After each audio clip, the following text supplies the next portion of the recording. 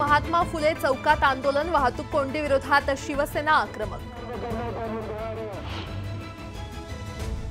परभणीतल्या पाथरी तालुक्यात बंदची हाक, गोपीचंद पडळकरांवरील चप्पल फेकीच्या घटनेच्या निषेधार्थ बंद। करमाळा तालुक्यातील दुष्काळी भागाची केंद्रीय पथकाकडून पाहणी, शेतकऱ्यांशीही साधला संवाद।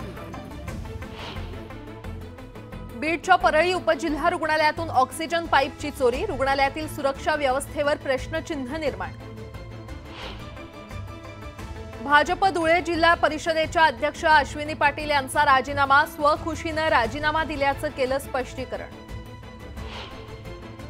कोकणात भात कापणी पूर्ण, शेतकरी नाचणी काढणीच्या कामात व्यस्त। ईव्हीएम बद्दल गैरसमज दूर व्हावा यासाठी ईव्हीएम व्हीव्हीपॅट जनजागृती रथ, वाशीमध्ये जिल्हाधिकाऱ्यांनी दाखवला हिरवा झेंडा।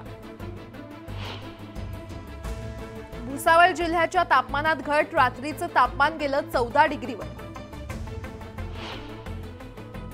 गोठा मंजूर करण्यासाठी लाच घेताना कर्मचाऱ्याला पकडलं, बीडच्या गेवराई पंचायत समितीमधील प्रकार। मालेगाव आणि मनमाडमध्ये कांदा पिकावर मावा आणि करपा रोगाचा प्रादुर्भाव, पीक वाचवण्यासाठी शेतकऱ्यांची धडपड। बीड जिल्ह्यात लष्करी अळीच्या प्रादुर्भावामुळे ज्वारी पीक संकटात, शेतकऱ्यांसमोर संकट। मराठा आरक्षणाच्या मुद्द्यावरून वादग्रस्त वक्तव्य करणं बंद करा, भाजप आमदार महेश लांडगेंचा भुजबळांचं नाव न घेता टोला।